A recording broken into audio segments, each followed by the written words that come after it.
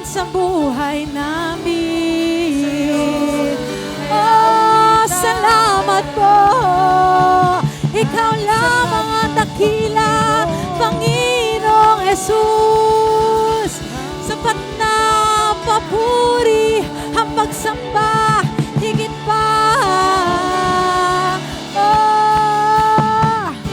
Psalm 34 verse 1 says, pupurihin ko ang Panginoon sa lahat ng oras. Ang aking bibig ay hindi titigil sa pagpupuri sa Kanya. Kung may dinadala po tayo ngayon, I encourage you everyone na dalhin po natin ito sa Kanyang paahan. And huwag tayong mangamba, bagkus ibigay natin ang pagsamba sa Diyos dahil siya ay dakila, sapat na at higit pa. Amen! Amen! Di mangangamba sa kawalan, pagpapala mo'y laging laan. Di matatakot sa panganib, pagkat naririyan ka palagi. Di matitinag sa pagsubok, ang pagsama mo'y tiyak at lubos. Di mapipigil sa pag-awit, pagkat ikaw ay mabuti. Pagkat ikaw ay mabuti. Ikaw ang aking pastol, hindi magkukulang. Sapat na at higit pa. Biyaya mo'y sagana at umaapaw. Sapat na at higit pa. Sapat na sa lahat kong pangangailangan, higit pa sa lahat kong inaasahan. Wala nang mahilig pa, pagkat ika'y sapat na. Ika'y sapat na at higit pa. Oh, oh, oh. Sing! Di mangangamba sa kawalan, pagpapala mo'y laging laan. Di matatakot sa panganib, pagkat naririyan ka palagi. Di matitinag sa pagsubok, ang pagsama mo'y tiyak at lubos. Di mapipigil sa pag-awit, pagkat ikaw ay mabuti. Oh, napakabuti. Ikaw ang aking pastol, hindi magkukulang. Sapat na at higit pa. Biyaya mo'y sagana at umaapaw. Sapat na at higit pa. Sapat na sa lahat kong pangangailangan, higit pa sa lahat kong inaasahan. Wala nang mahilig pa, pagkat ika'y sapat na. Ika'y sapat na. Sing ikaw! Ikaw ang aking pastol, hindi magkukulang. Sapat na at higit pa ang biyaya mo. Biyaya mo'y sagana at umaapaw. Sapat na at higit pa. Sapat na! Sapat na sa lahat kong pangangailangan, higit pa sa lahat kong inaasahan. Sapat na! Sapat na sa lahat kong pangangailangan, higit pa sa lahat kong inaasahan. Sapat na! Sapat na sa lahat kong pangangailangan, higit pa sa lahat kong inaasahan. Wala nang mahiling pa, pagkat ika'y sapat na. Ika'y sapat na. Wala na! Wala nang mahiling pa, pagkat ika'y sapat na. Ika'y sapat na. Wala na! Wala nang mahiling pa, pagkat ika'y sapat na. Ika'y sapat na at higit pa. Woo! Tuloy-tuloy po ang ating pag-awit sa Panginoon. Amen! Amen! Hallelujah! Bumuhos! Bumuhos ang ulan, umagos at halos malunod na. Umihip ang hangin, pinilit na ako ay itumba. Binalot ng dilim ang langit, kinapos ng liwanag. Pagtitiwala ko'y hindi matitinag. Pangako ko'y aking sandiganan. Biyaya mo'y lubos, ang bisig mo ang tuglian hanggang matapos ang unos. Paglipas ng pagod at luha, di maaring huminto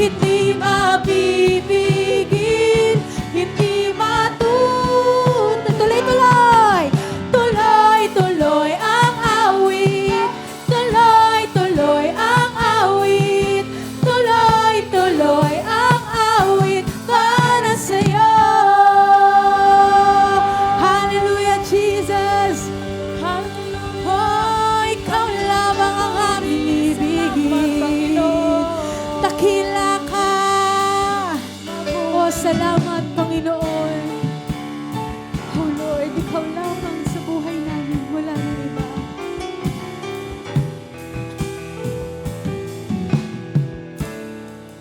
Ikaw ay mabuti. Ikaw ay mabuti. Bawat sandali sa habang buhay ay mananatili. Hindi mapapawi o may kukubli, maging sa dilim ng gabi. Sandigang matibay ang iyong pangako, lakas at pag-asa ng aking puso. Hindi na mabilang pagkakataon, patunay na katapatan mo. Sa dalamhati at sa kabiguan, sa pagluha ng puso na sugatan, sa pagsubok na iyong pinahihintulutan. Salamat, Panginoon, sa katugunan, sa katugunan sa aking dalangin, sa kalakasang sa'yo nanggagaling, sa pagtuturo at pagtutuwid mo sa'kin. Salamat, Panginoon. Salamat. Minsan pa, ikaw ay mabuti. Ikaw ay mabuti. Bawat sandali sa habang buhay ay mananatili. Hindi mapapawi o may kukubli, maging sa dilim ng gabi. Sandigang matibay ang iyong pangako, lakas at pag-asa ng aking puso. Hindi na mabilang pagkakataon, patunay na katapatan mo. Sa dalamhati at sa kabiguan, sa pagluha ng puso na sugatan, sa pagsubok na iyong pinahintulutan. Salamat, Panginoon, sa katugunan sa aking dalangin, sa kalakasang sa'yo nanggagaling, sa pagtuturo at pagtutuwid mo sa'kin. Salamat, Panginoon. Ikaw ay mabuti. Yes, Lord, ikaw ay tapat. Ikaw ay tapat. Sa'yo ang papuri at pasasalamat. Ikaw ay mabuti. Ikaw ay mabuti. Salamat, Panginoon. Ikaw ay tapat. Sa'yo ang papuri. Sa'yo ang papuri at pasasalamat.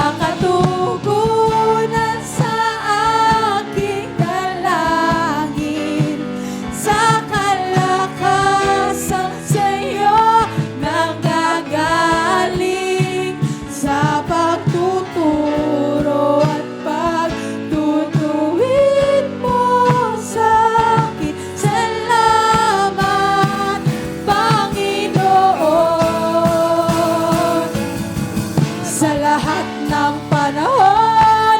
Diyos ka sa amin, sa lahat ng oras. Nariyan para sa amin, Panginoong Yesus, purihin ka. Dakilain ka sa buhay ko. Di nagbabago, di nagbabago. Diyos ka sa amin, tanging sandigan. Nariyan para sa amin, Panginoong Yesus, maghari ka. Magliwanag ka sa buhay ko, aming Ama. Let's sing, O Diyos. O Diyos, Ikaw ang tunay na dakila sa mundo. Ikaw ang haring nagmahal ng tulad ko. Ginawa mo lahat, pag-ibig mo ay tapat at wagas. O Diyos, wala nang papantay sa kabutihan mo. Ang ngalan mo'y itataas sa buhay ko.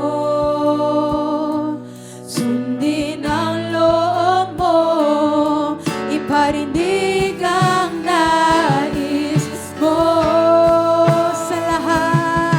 Sa lahat ng panahon, Diyos ka sa amin, sa lahat ng oras. Nariyan para sa amin, Panginoong Yesus, purihin ka. Dakilain ka sa buhay ko. Di magbabago, di nagbabago. Diyos ka sa amin, tanging sandigan. Nariyan para sa amin, Panginoong Yesus, maghari ka. Magliwanag ka sa buhay ko, aming Ama. O Diyos, O Diyos, Ikaw ang tunay na dakila sa mundo. Ikaw ang haring nagmahal ng tulad ko.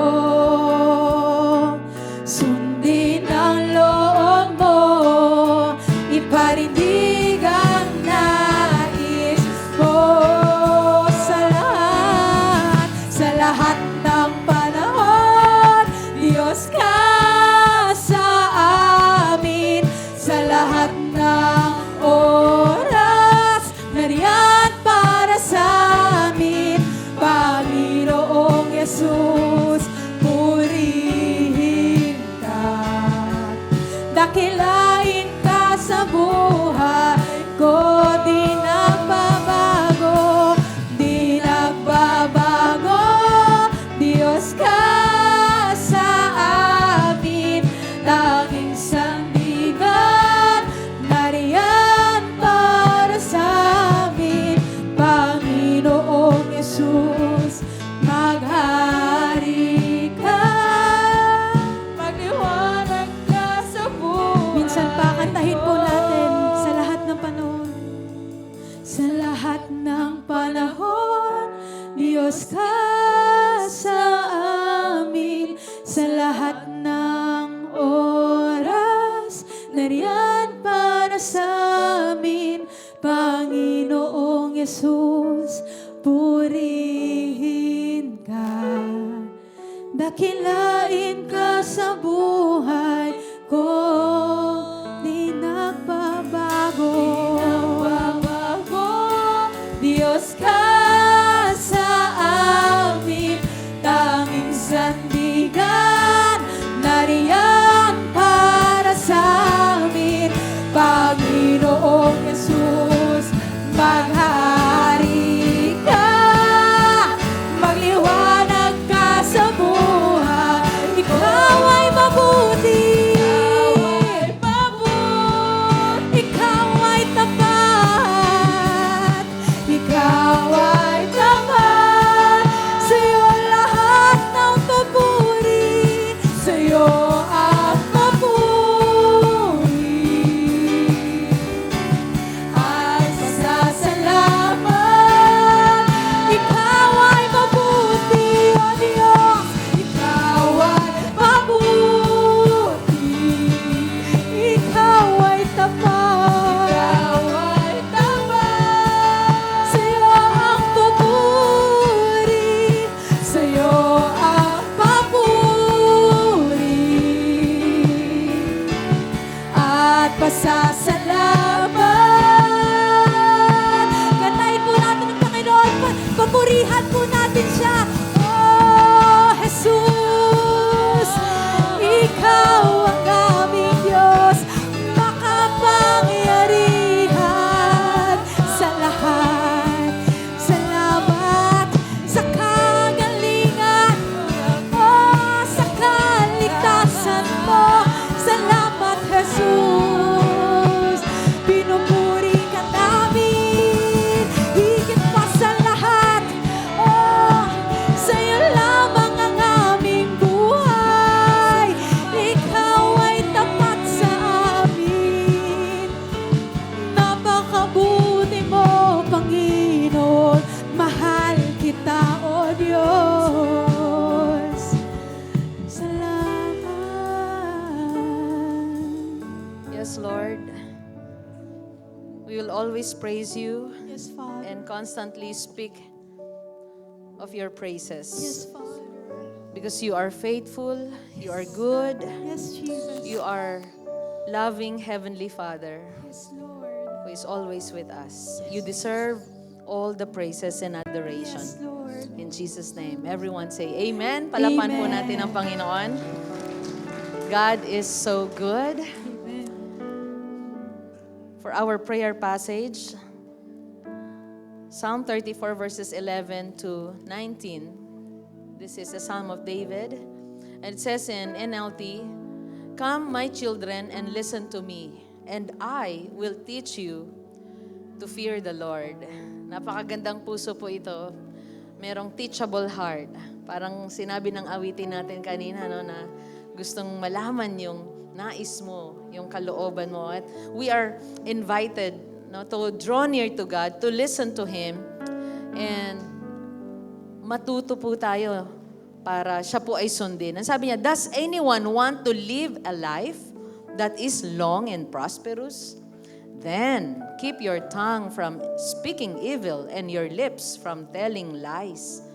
Ito daw po yung dapat gawin ng isang taong gusto po ng long and prosperous life. "Turn away from evil and do good. Search for peace and work to maintain it.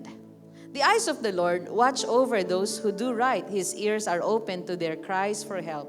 But the Lord turns His face against those who do evil. He will erase their memory from the earth." Itong passage din po na ito, tinuturo niya kung ano yung mga dapat nating gawin if we want our prayers to be answered. Gusto po natin ang mga panalangin natin ay dinggin at sagutin ng Panginoon. So dito, His ears are open to their cries for help. Kanino daw? To those who do right. But the Lord turns His face against those who do evil. He will erase their memory from the earth. The Lord hears, in verse 17, His people when they call to Him for help. He rescues them from all their troubles. When we are in trouble, let us call on the name of the Lord because He will help us. Amen. And this passage reminds us how many troubles. Marami po tayong pagdadaanan pa. Doon sa mga ipinanganak ng kayo po ay nasa 60s, 70s na ngayon or 80s na madalas nagsasabing, marami pa kayong pagdadaanan. marami pa kayong bigas na kakainin. 'Di ba? Alam niyo po, nauunawaan ko na. Dahil nandun na rin po kami sa season na pwede naming sabihin sa mga kabataan, sa mga teenagers na alam nyo, marami pa nga kayong kakainin. Marami nga kaming kinain eh. Marami kaming hinarap na mga pagsubok. Marami pa tayong haharapin. But sabi dito, the Lord hears His people when they call to Him for help. Marami pang mga pagtaas at pagbadba ng blood pressure, ng presyo, okay? Pati presyo. But the Lord is good and He is faithful. Ang sabi, the Lord is close to the brokenhearted. He rescues those whose spirits are crushed. And our last verse, verse 19, sabay-sabay po tayo. 1, 2, 3, go. The righteous person faces many troubles, but the Lord comes to rescue each time. Number 1, let us fear the Lord. Lessons today sa passage na to. Let us live with reverence for God. We are invited. Come, sabi niya, come, you children, listen to me. I will teach you the fear of the Lord. Fear of the Lord does not mean terror. It is deep reverence. It is respect. It is submission to God. Kapag sinabing may fear of God ka, may pagsunod ka, may paggalang ka. Yan. It's a deep respect and love. You recognize God that He is holy, He is powerful, He is worthy of obedience. Dapat lang siyang sundin. And David invites the people to learn this fear. So God listens to us when we say, Lord, alam niyo po, you are greater than anything in this world and I have come to submit to you. Lord, your will be done in my life. So let us put God first in our decisions. Mauna si Lord. Let us live to please Him. What's the next lesson? Guard our words and actions. Diba? Sabi sa verses 13 and 14, kung gusto po natin ng long and prosperous life, keep our tongue from evil and our lips from lies, turn away from evil and do good, search for peace and work to maintain it. Guard our words and actions. Lagi nating bantayan ang ating labi. Our speech, keep your tongue from evil. Words, you know what? Words reveal the condition of our hearts. Kapag kaano po yung sinasambit ng ating labi, pinapakita nito anong laman ng ating puso. And our conduct, yung atin naman pong conduct, kailangan ipakita daw natin na we pursue righteousness, we pursue good, we pursue peace. We turn from evil and do good. Tinatalikuran po ang paggawa ng masama. And this is active righteousness. Sabihin natin, active righteousness. Hindi po pwedeng, Lord, sinunod kita noon. It should be, Lord, sinusunod ko po kayo ngayon. Nakikinig po ako. At kung nagbingi-bingihan ako last week, ngayon po, nakikinig po ako. Kung nagtengang kawali ako last week, Lord, tengang masunurin po ako ngayon, Panginoon. Amen po ba? Amen. Amen. Active righteousness. Kaya tayo po ay mamuhay araw-araw na konektado sa ating Panginoon and seek God with a righteous and humble heart. Sabi sa 17:18, the Lord hears His people when they call to Him for help. He rescues them from all their troubles. Lagi pong may trouble. Lagi may mga pagsubok tayong pagdadaanan. Pero tandaan po natin, the humble and broken-hearted, they depend on God. If you are broken-hearted, you are going through difficult situation, but you are humble before the Lord, God will answer your prayers. Ang sabi po dito, God's eyes and ears these are metaphors, but it shows His attentive care for those who seek Him sincerely. Your eyes, your ears. Sa mga magulang, di po ba, kapag kayong anak natin, lalo, again, first time parents kami, yung aming pandinig, bakit tahimik siya? Nasaan siya? Parang, uy, may kumakaluskos. Laging active na, ganun din po ang Panginoon. Lagi siyang nakikinig sa atin. And even when righteous people suffer, God promises to deliver them. Will the righteous suffer?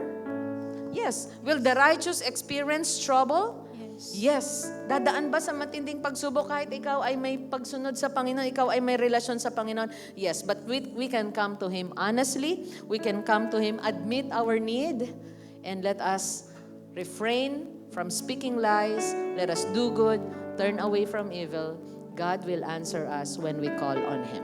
Did we learn something? Palakpakan po natin ang Panginoon.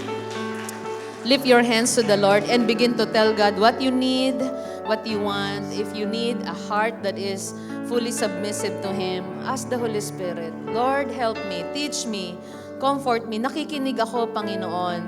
Lord, help me to live with a with a life that is fully obedient sa inyo, Panginoon. Merong respect sa iyo. There's reverence, Lord, sa aking mga words and sa aking mga actions, Panginoon. Lord, help us to turn away from evil and pursue good. Turn away from evil and pursue peace. Peace with you, God, and peace with others. Lord, help us to seek you with all our hearts, to trust you even in brokenness, even in times of trouble. And I pray, Father, may the afflicted righteous, the afflicted, Panginoon, obedient child of yours, and even those, oh God, who experience trials that are too difficult for them, oh God, help them overcome. Lord, we listen to your voice because you are our great teacher. And we submit everything to you, our hearts, our lives. Kaya mo kaming ayusin. Kaya mong itama ang mali sa buhay namin at kaya mong pagalingin, Panginoon, ang may karamdaman sa amin. Thank you for teaching us to fear you, O God, today. And may our lives reflect your righteousness so that our prayers rise to you with sincerity and faith. Thank you for listening to our prayers. We give you praise and glory in Jesus' name. And everyone say, Amen. Palapan po natin ang Panginoon. Thank you. You may all be seated. And here's our brother Luigi for our tithes and offering.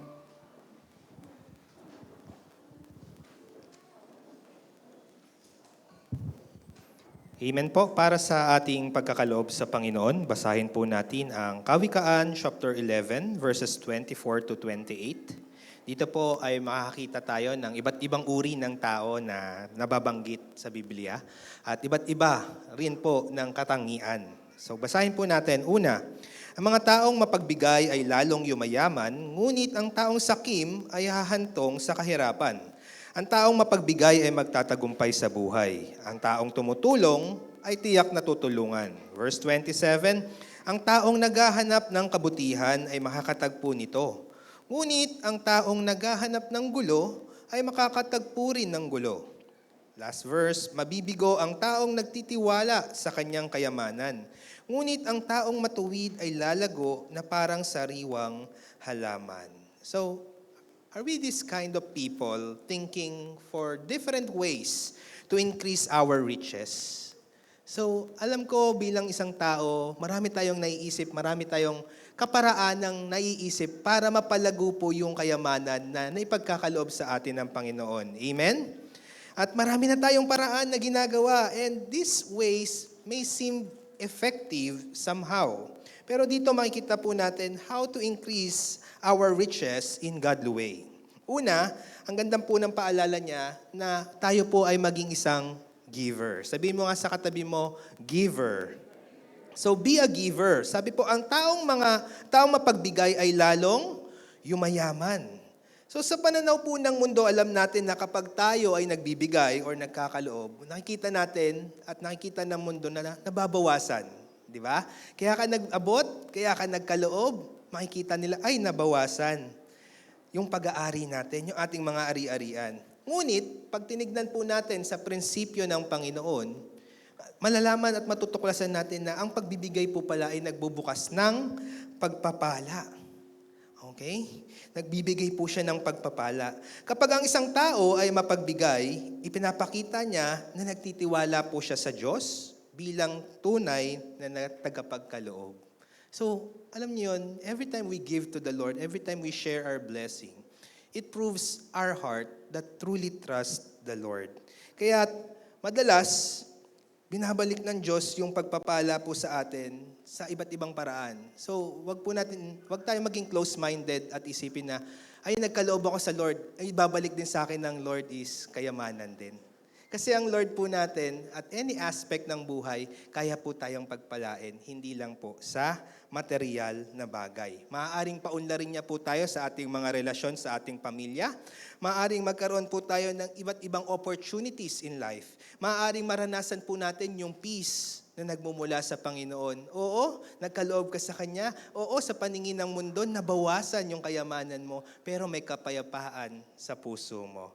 Amen? Kaya nga po alam natin, diba, sa New Testament in Acts 20 verse 35, nabanggit po doon, mas mapalad ang magbigay kesa tumanggap. Ganun po ang prinsipyo ng Panginoon. So, dito po, to be a giver, we have to train our hearts na magbigay kahit na po maliit yung amount. Minsan nandun po yung isip natin, ay kailangan malaki yung amount na maikagalob ko sa Panginoon kasi yun yung mas matutuwa siya. Pero hindi po yun. Yung heart na trained na magkaloob na isang giver, yun po yung na-appreciate ng Panginoon sa atin. At habang ginagawa po natin ito, nakikita natin na hinuhubog po ng Diyos yung character natin. Ginagamit tayo ng Lord para maging blessing sa church, maging blessing sa community, maging blessing sa family natin, maging blessing sa ating simbahan. Amen? So, be a giver. Pangalawa po, we need to be a blessing. Yung taong matatawag na, itong taong to, nung na-meet ko, itong taong to, blessing to sa buhay ko. Look at the person next to you. Ayan. Masasabi mo ba siyang bilang brother or sister in Christ? Ayan, na blessing siya sa buhay mo?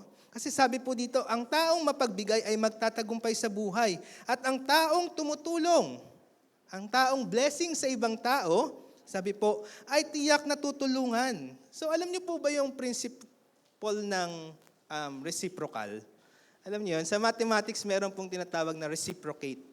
Pag nagbigay ka, nagkaloob ka, sabi ang reciprocate is tatanggap ka din. Ganun daw po yung prinsipyo ng na pinapakita dito. So parang pag gumawa ka ng kabutihan sa isang tao, what will happen? Gagawan ka rin niya dapat ng kabutihan. Di ba? So kapag tayo po ay nagiging pagpapala sa ibang tao, kadalasan may tao rin pong dumarating sa buhay natin na nagdadala ng pagpapala sa atin. Amen? So, pero alam natin na whenever we give to the Lord, hindi naman po tayo humihingi ng kapalit sa Kanya. Amen? Na Lord, nagkaloob ako sa iyo ng 1,000 this time. Dapat, Lord, ibalik mo sa akin yan ng 2,000. It's not working that way. No? Sa halip, alam natin na yung pagkakaloob po na to, para siyang natural na heart natin. Natural na nagbubunga sa buhay natin na nagkakaloob tayo sa Lord kasi mahal natin ang Panginoon. At we want to be a blessing sa mga tao pong nangangailangan, mga taong nasa paligid po natin. And of course, becoming a blessing to other people it's not just helping them materially. No? Pwede po tayo maging source of encouragement sa buhay nila. Pwede po tayo maging instrumento ng Lord para magdulot ng kabutihan po sa buhay nila. At dito po pangako ng Panginoon na kapag tayo daw po ay nagiging pagpapala sa iba, sabi po dito, nakakamit natin at nararanasan natin yung tagumpay. Nararanasan natin ang pagpapala ng Panginoon sa ating buhay. Pangatlo po, nakatangian ng tao na magandang taglayin po natin upang patuloy po tayong umunlad. To diligently seek what is good. Hanapin po natin at gawin po natin yung tama. Alam po natin na ang kabutihan, sabi po diyan, ang taong naghahanap ng kabutihan ay makakatagpo nito. So ang paghahanap ng mabuti ay nangangahulugan po ng pagpili ng tama. So kumbaga, alam natin, pag sinabi natin pinili natin, choice natin yan. It will never be an accident that you would give to the Lord, that you would be a blessing to other people. Why? Because you choose to be that person. Hindi po yun aksidente na parang, ay, naisipan ko lang or na magbigay sa Kanya. You choose to be a blessing. You choose to be a giver. Yan po yung lifestyle na pinipili po natin. Amen? Kapag ang pinili nating lifestyle or what we diligently seek is evil, ang mahahanap din po natin, kasamaan. Ang sabi po dyan, mahahanap mo rin gulo. Imagine, you are using your finances to do evil, to do what is wrong. Then you will reap what is wrong. But if you use your blessings from God in a way that you will be doing good to others and in front of the Lord, that's what we are going to reap. Yun po yung promise po dito ng Panginoon. And last but not the least, ito po yung character na talagang gustong-gustong makita ng Lord sa atin, that we do not trust in riches. Amen. Sa panahon po natin ngayon, napakahalaga ng kayamanan. Amen. But we do not depend on the riches of this world. We depend on the Lord. Ang nais po ng Panginoon, nagtitiwala po tayo sa Kanya, sa Panginoon. Sabi diyan, mabibigo ang taong nagtitiwala. Saan po? Sa Kanyang kayamanan. So, dito po, ang kayamanan alam natin, maaaring mawala. Amen? Ang kayamanan, hindi po yan nagbibigay ng tunay na security. Anytime, pwedeng gone. Anytime, pwedeng maubos po. At higit sa lahat, ang kayamanan dito sa mundo, hindi po kayang magkaloob ng kaligtasan sa ating buhay. Kaya po, kapag ang isang tao nakasandal, umaasa sa kayamanan, ang bilis po niyang mabigo. Ang bilis po niyang ma-discourage. Pero kapag ang isang tao, ang isang Kristiyano, ang taong katabi po natin, nagtitiwala po sa Panginoon, sa usapin ng ating kayamanan, hindi po siya mabibigo. Sa halip po, saan siya naihalin tulad dyan? Sabi, ngunit ang taong matuwid ay lalago na parang sariwang halaman. In the midst of this crisis, we may all grow flourishing kasi nagtitiwala po tayo sa Panginoon. At pinili po natin yung mabuti, yung tama, yung matuwid sa paningin ng Panginoon. So, amen po ba? Kaya po, napakaganda na ito po yung lumago sa ating buhay. Una, maging mapagbigay. Lumago po tayo sa pagiging pagpapala sa iba. Pangatlo, sa paghanap at paggawa ng mabuti. At pang-apat, yung pagtitiwala po natin sa Panginoon. Amen?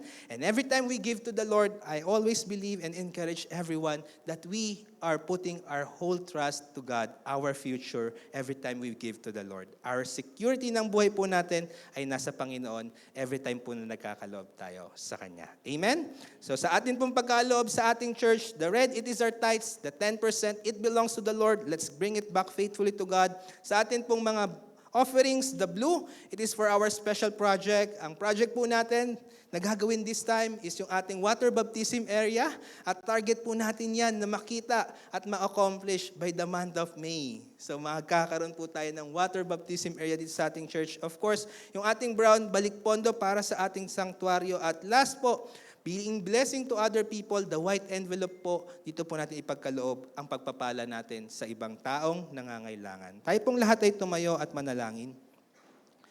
Panginoon na aming Diyos, tunay ka sa aming buhay. Kayo po yung tapat at tunay na nagkakaloob sa amin ng kayamanan, ng security, Lord God, ng peace at magandang future po, Panginoon, sa amin at sa aming pamilya, Panginoon. Kaya sa pagkakaloob po namin today, Father, alam namin na kayo po ay nalulugod, kayo po ay mapaparangalan at makikita, Lord, kami na iyong mga tao, Panginoon.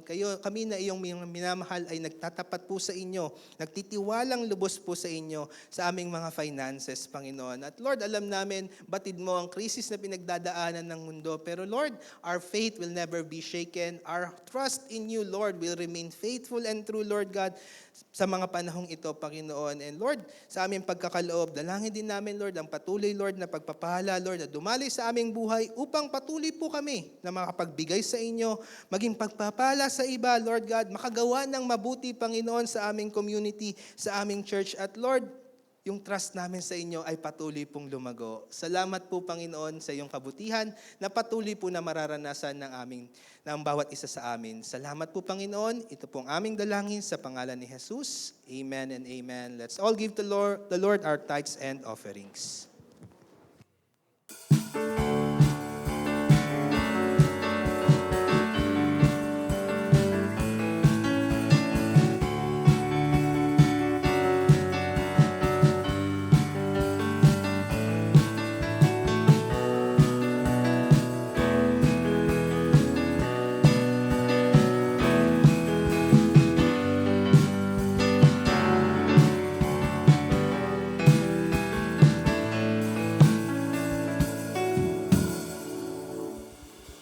Good morning po sa lahat. Palakpakan po natin ang Panginoon.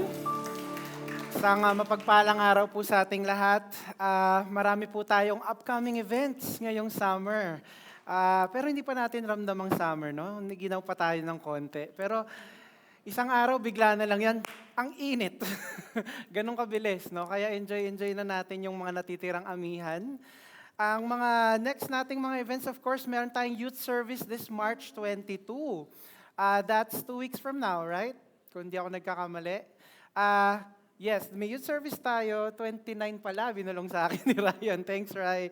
29. And of course, meron tayong Holy Week services, and that's April 3 and 5. So, hopefully makasama po namin kayo sa April 3, dito po tayo sa hapon, at sa April 5, which is Sunday, tayo ay magkakaroon ng 2 services, isa sa umaga at isa sa hapon. So please invite your loved ones, your friends. We have a nice message from our pastor. We have a wonderful presentation prepared by our creative arts department. Napakagagaling po nila. At natapos na nila, no? Tapos na ba? Tapos na yata, oo. Andito sila, yung iba. And excited po tayo na mapanood yun. And of course, to learn more about the resurrection of Jesus. Magkakaroon din po tayo ng social media training this middle of April, April 12. At yan ay para kung gusto nyo pong mag-advance sa inyong career or gusto nyong mag-improve sa inyong skill, pwedeng estudyante, pwedeng young pro, or kahit anong edad po invited. And of course, that's totally free. It's a free training na ibibigay ng Solid Ground. And ang ituturo po dun is photography, video editing, and captions, creating captions for social media. And meron din pong konting AI prompting doon. So hopefully makasama po kayo. It's totally free, and we'd like to impart that wisdom. And of course, meron din tayong kids outreach, nakakatuwa. Kids outreach, mangyayari po yan this May. Magkakaroon po tayo ng grupo na pupunta sa isang lugar. Hindi pa muna sa mga Bicol region or Siargao, hindi pa muna doon. Dito lang sa malapit na community. And we're gonna reach out to our kids. Share the Word of God, share some food, and hopefully just have a rewarding time together. And of course, youth retreat. Malapit na po yan. May 29 to 30. Kung ikaw ay kabataan at excited ka sa youth retreat, mag-ipon na po tayo. Dahil sabihin nyo na lang sa magulang nyo na wala namang baon. Ilagay mo na lang sa aking pang youth retreat. Pero masaya po, syempre, nagpe-prepare na po ang ating team sa pangunguna ni Kuya Luigi for our youth retreat. So the title of our sermon this morning is Don't Waste Your Trial. And we just finished our John series, 58 weeks. Palakpakan po natin ang Panginoon. What a wonderful time, no? What a wonderful series na natapos natin. Right now, we're beginning a new series. It's in James, and James is a wonderful book. James is a pastor then of the early church. But before I go through kung sino si James, I want to tell you what used to happen to me nung nagkaroon ako ng motor, first time. One of the earliest motorcycles na meron ako was a Honda Wave 100. Familiar ba kayo sa Honda Wave 100? Ngayon, ang mga motorsiklo na sa daan is 125, 135, 155, and I'm talking about CC. Yun yung bilis. Motorsiklo ni Kuya Ras, 600cc pa nga yata. No? Kaya basta mabilis na yung mga motorsiklo ngayon. Pero nung panahon na yon, 100cc lang yung motor ko. Mareklamo nga yung motor ko eh. Di ko alam kung bakit eh. Parang meron siyang laging reklamo tungkol sa akin. Parang dalawa daw yung angkas niya. Pero naalala ko at the time, syempre ang Honda Wave 100cc, gumagamit siya ng gulong na kailangan ng interior. Kung sa mga motorcycle enthusiast, yun yung meron ka pang tube na linalagay sa loob. At ang problema nga lang nung ganong klaseng gulong ay pag napako, pag nakadaan ng konting talas sa gulong niya, dahil manipis lang yung gulong niya, flat agad. Ngayon, ang problema ko, for 5 years siguro na pagmamayari ko tong motor na to, lagi akong nafa-flat. Lagi na lang. Kakaalis ko lang dyan sa daan, flat. Mapamalapit na ako sa Makati, flat. Lagi na lang. At ang problema, sobrang sanay na akong ma-flat. Okay? Nakabisado ko na lahat ng vulcanizing shops. Magmula dito sa Deparo hanggang sa Makati. Ma-flat ako sa EDSA Guadalupe, ay, alam ko kung saan. Ma-flat ako sa Cubao, alam ko kung saan. Kailangan ko mag-U-turn dito sa pangalawang kanto. Kabisado ko na. Ang problema, ayokong magpalit ng gulong. Laging sinasabi sa akin ng mga kaibigan ko, kailangan kumuha ka na ng tubeless. Alam niyo po yung tubeless? Ang tubeless, papalitan mo yung mags, papalitan mo yung klase ng gulong. Kahit ma-flat ka, aandar ka pa rin. Pero ewan ko, sabi ko sa sarili ko, hindi na ako mapaplat. Pero tuwi-tuwi na napa-flat ako. Siguro in 3 months, may 1-2 flat ako, lagi. Pero lagi akong hindi natututo doon sa aking pagsubok. May one time pa nga, angkas ko si Pastora, na-flat kami. Naglakad po talaga kami sa Mindanao Avenue. Kaya bumili kagad kami ng bagong motor. Biro lang po. Pero ang ganda lang po talaga ng lesson na tinuturo dito. Baka kailangan nakikinig tayo sa mga lessons ng trials natin. Kasi ako po, hindi ako nakinig sa lessons ng trials ko. Alam niyo po, ganun din po sa pandemic. Ang pandemic, isa sa pinakamatindi na nating na-experience as a nation, as a person. Marami po dyan, mga negosyo bumagsak. Marami po dyan nagkasakit. Mga trabaho na wala, na iba yung trabaho natin. And sadly, even kamatayan. May mga deaths tayong naranasan. Pero grabe yung kapit natin kay Lord during the pandemic. Amen?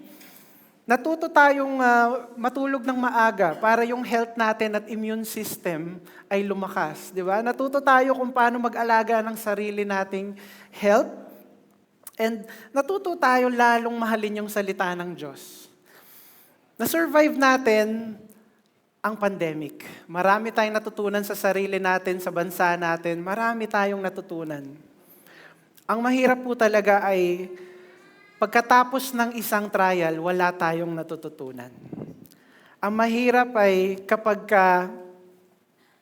bumalik tayo sa routine. After ng pandemic, no? Sino dito, bumalik tayo sa routine natin, tapos nawala ulit tayo sa devotions. Nawala ulit tayo sa bonding with our families. Di ba natuto pa nga tayo magluto, mag-bake, mag-bike, mag-garden, lahat na lang naaral natin. Ngayon ba, nagbe-bake, nagbe-bike, nagluluto at nag-garden pa ba tayo? Wala na, baka wala na, no? Pero ang dami po natin sanang matutunan kapag meron tayong trials. Can I just invite everybody to bow our heads and let's pray. Dear Heavenly Father, we thank you, Lord, for the opportunity to learn your word. Panginoon, nais po namin, Lord, matutunan ano ba talaga ang kahalagahan ng isang trial sa aming buhay. Paano ba dapat namin iisipin, Lord God, at i-frame ang isang trial pag dumating sa aming buhay? Ano ba dapat ang tamang mindset at saan po kayo lumulugar pagdating sa mga trials namin? Lord, open our eyes, Lord. At sa mga kaibigan ko dito, Panginoon, na dumadaan sa trial, Lord, this is for them, Panginoon. And Lord, may they be encouraged with this word. In the name of Jesus, we pray. Amen. Our passage starts at James 1. Pero bago tayo pumunta sa James chapter 1, tignan muna natin, sino ba si James? Si James ay kapatid ni Jesus. Okay? Hindi ito yung ibang mga James. Ito ay actual kapatid ni Jesus. Meron ka bang kuya o ate na syempre nakakatanda sa'yo, na perpekto? As in. Meron ka bang kuya o ate na mas mabait sa'yo, laging mas magaling, laging bida kay mommy at daddy? Si James nakaranas nun. si Jesus, napaka-perfect. Wala siyang kasalanan. At kapag gusto ng tamarin ni James, si Jesus napakasipag. Naiinis lalo si James sa bahay dahil ang sipag-sipag ni Jesus. Sabi nga sa John chapter 7 verse 5, "For even his own brothers did not believe in him." Hindi naniniwala. Kahit na gumagawa na ng miracles si Jesus. Alam niyo po, under sila ng Roman occupation at this time. So, ang nangyayari at this time ay si Jesus umalis ng bahay at nagpe-preach ng isang paniniwala na laban sa Romans. Isipin niyo nga po yun, no? Nagsisimula siya ng isang grupo sa probinsya. Nagsisimula siya ng isang kamalayan, ng Christianity. Yun ang ginagawa ni Jesus at this time. At sa totoo lang, napapahiya ang pamilya ni Jesus dahil sa ginagawa ni Jesus. At this time, hindi pa nila alam na ito talagang si Jesus ang anak ng Diyos.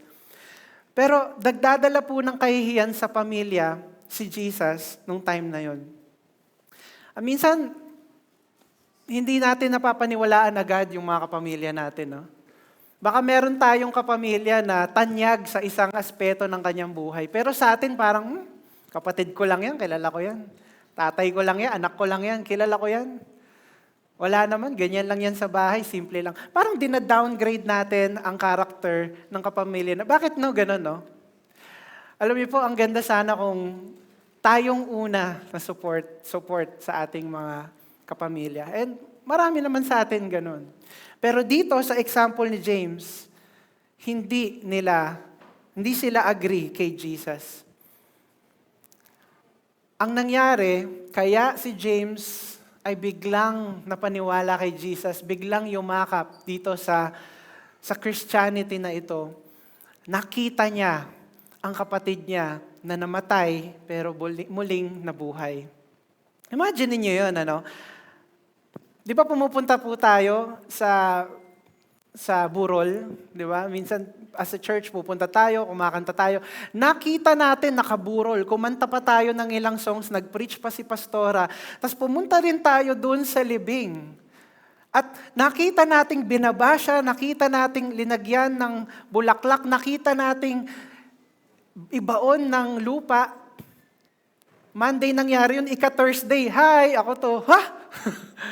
Nakita mo lahat ng nangyari, linibing pa siya, tapos biglang after 3 days, nandyan na lang siya sa bahay, naglalakad-lakad, nagpiprito ng itlog or ano. Talagang si James na naiba ang kanyang puso nung nakita niya ang resurrected Christ. Let's go to James 1:1. James, a servant of God and the Lord Jesus Christ. Hindi pinakilala ni James ang sarili niyang brother of Jesus. Anong sabi niya? Servant. Dahil para sa kanya, mas una yung pagiging servant kaysa yung kung anong connection niya kay Jesus.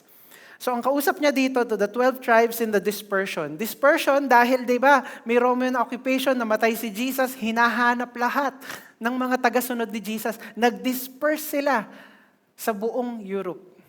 And kaya dispersion ay dahil nagkalat sila. At ito yung address ni James sa lahat ng nakalat ng mga disciples, ng mga tagasunod. Greetings. Si James, ang one of the earliest pastors, ang tawag nga sa kanya ng historians, old camel's knees. Yung knees ng camel, pag nakita nyo, makapal na yan at talagang puro kalyo. Dahil ang camel, lumuluhod yan. Ganon ang tawag kay James, dahil sobra siyang mapanalanginin. Isang klase siya ng pastor, one of the earliest pastors of the Christian movement na sobrang mag-pray para sa lahat. And meron pang time na binubugbog siya, hinagis siya from the temple, pero pinag-pray pa rin niya yung mga humagis sa kanya at nag-persecute sa kanya. Naalala niyo po nung pandemic, di ba? Kapag wala kang vaccination card, may discrimination. Pag wala kang vaccination card, di ka makapasok sa mall, napagbubulong-bulungan ka ng mga kapitbahay, ng sino mong mga kasamahan, nandidiri sa yung mga tao, hindi nagpabakuna yan. Di ba may ganon? Kasi baka mahawaan mo sila o mahawaan ka nila. Naalala niyo yung no vaccine, no ride sa mga jeep? Grabe, no? As it nag-check talaga yung nag-check nga ba? Naalala niyo yung no work pag walang vaccine? Pag walang vaccine, no entry, walang travel. Hindi ka makakapunta province, out of town, out of the country. Wala kang ayuda, may ganun ba? Hindi, may ayuda ka naman siguro. Pero matindi yung discrimination at that time sa pag wala kang vaccine. Ganun din po ngayon, lalo na sa panahon ni James. Dahil nga sila yung mga tagasunod, hinahanap-hanap sila ng mga Romano. James 1:2. Count it all joy. Ito na, papasok na tayo sa pinakalaman neto. Count it all joy, my brothers, when you meet trials of various kinds, for you know that the testing of your faith produces steadfastness. Mga kapatid, what does it mean to count it all joy? Does it mean to just feel happy? Okay lang yan, may trial tayo, at least buhay ka, humihinga ka, at least may pagkain ka, mahal ka ng pamilya mo. Is it thinking positive, mga kapatid? Ano ba difference ng thinking positive tsaka itong count it all joy? Pwede ba natin tignan? Ang positive thinking kasi, you change the way you feel about a situation to make you feel okay. Ang difference ng count it all joy, you know the truth about a situation so you can become okay. Do you get it? Yung positive thinking, you have to change the way you feel. Malungkot ka kasi may trial, wait lang, kailangan kong palitan. Sige na, effort. Ang problema dito, kapag tumagal na ng 3 months, ng 6 months, ng 1 year, ng 5 years, ng 10 years yung trial, yung effort mo to change that feeling, will it last? How long will it last? The good thing about to count it as joy instead is alam mo, kahit anong panahon, kahit napakatagal, alam mo ang katotohanan ng pangako ng Panginoon at pinanghahawakan mo yon kahit kunin ka na niya dahil bibigay niya ang kanyang pinako. Amen? Palakpakan natin ang Panginoon. You see, ang ating trials, hindi mauubos yan. You know, nung pandemic ulit, balik tayo sa pandemic, isa sa mga hobbies namin ni Pastora, meron kaming basketball ring sa loob ng bahay sa Estrella. At lagi kami nagbabasketball doon. Wala pa si Amo. At yun ang aming exercise kasi syempre, pandemic. So, kapag nag-shoot ako, hindi naman ako magaling na basketball player or shooter. Pero napansin ko, laging hindi shoot. At nafa-frustrate ako dahil laging hindi shoot. Pero sinasabi ko sa sarili ko, di ka naman mag-NBA, di ka naman mag-PBA, huwag ka naman malungkot. Basketball lang yan. Buti nga, masaya ang buhay pa rin, kahit na ganun. So nagba-basketball lang ako, walang problema. Tapos, kaka-basketball ko, kaka-shoot ko, na-realize ko, baka naman may kailangan akong gawin. Baka naman kailangan, instead na, kasi ang shoot ko dati mula dito, baka kaysa pa ganun, kailangan palobo. So, trinay ko, palobo. So parang, parang mas mataas yung mas mataas yung tsansang pumapasok dahil palobo. Okay, galing ah. Tapos na-realize ko, habang subok ako ng subok nun, meron palang tinatawag na follow-through. Sorry, nagiging basketball nerd na ako ngayon. Na kapag binitawan mo yung bola, roll yung bola, either sa mga fingers mo na to, or pipili siya saang finger siya huling tatouch. Tapos pala, mas mataas pala ang chance na makashoot ka pag sa index finger ang release. Talaga? Hindi ko po yun re-research. Kakashoot ko, na-realize ko, teka, ba't pa iba-iba yung mga fingers na huling touch? Ano kaya? Try ko dito muna sa dalawa. Tapos trinay ko sa middle finger or sa index finger. Mas pumapasok sa index finger. So, biglang nakakashoot-shoot na ako. Mag-NBA na ako? Hindi. Pero na-realize ko, natutunan ko, kaka-shoot ko na ganun pala dapat ang technique. Ngayon, kapag nag-shoot ako at dito nag-roll sa ring finger ko at hindi pumasok, nakasmile ako. Okay. Kasi tama yung theory ko. At kapag pumapasok naman from the index finger, okay, good. Pero hindi pa rin ako gumaling talaga, pero mas marami nang nasushoot. Pero kapag mali, o pag hindi na pumapasok, hindi na po ako na-frustrate.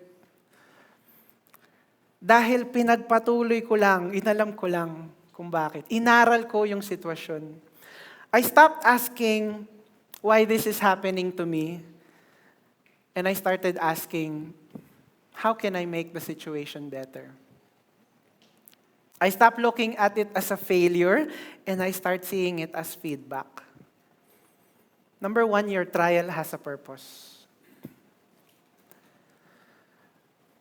You know, for example, sa marriage, sa mga may asawa na dito, lagi ba tayong nag-aaway?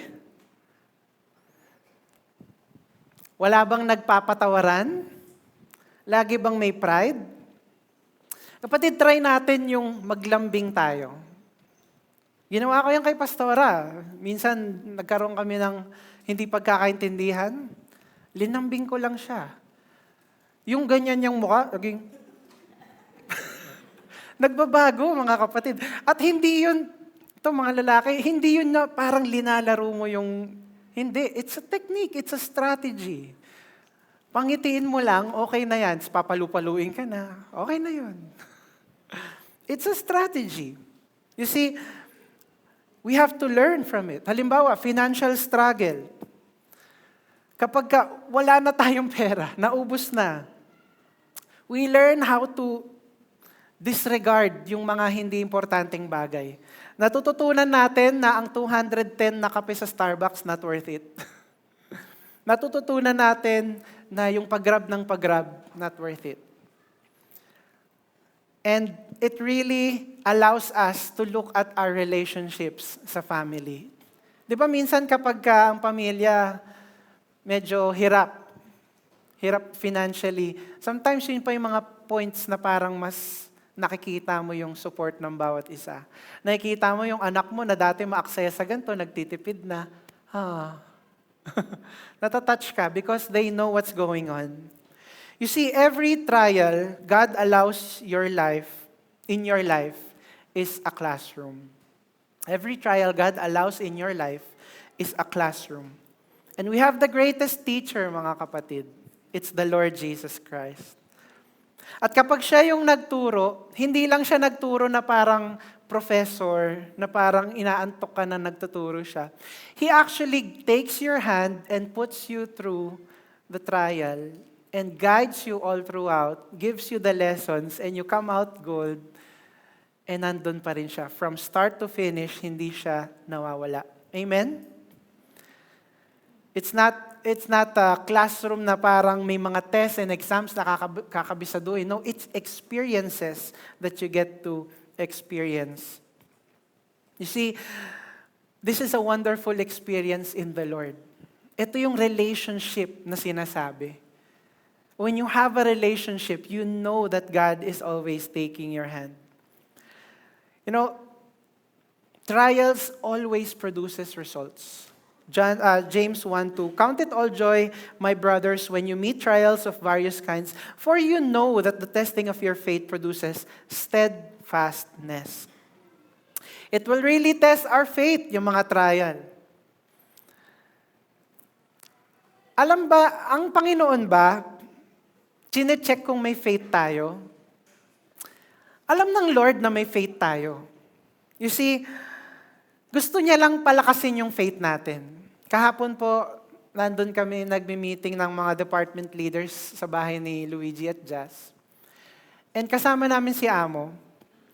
And habang nag-i-speak si Pastora, si Amo, gusto niyang itry itong parang stairs na may apat na palapag na, steps. Sa amin kasi wala kasi kaming stairs. So, nung nakita niya yung stairs, tinignan niya, this is something new. So, pinuntahan niya, at inaalam niya, ang tagal niya muna sa unang step. Parang umaakyat siya, parang aakyat sa kama. Tinatry-try niya. Hanggang eventually, nakita niya, pwede ko palang gapangin. Ginagapang niya paakyat. Tapos nung pababa na, nakikita ko siya, hawak-hawak ko yung kamay.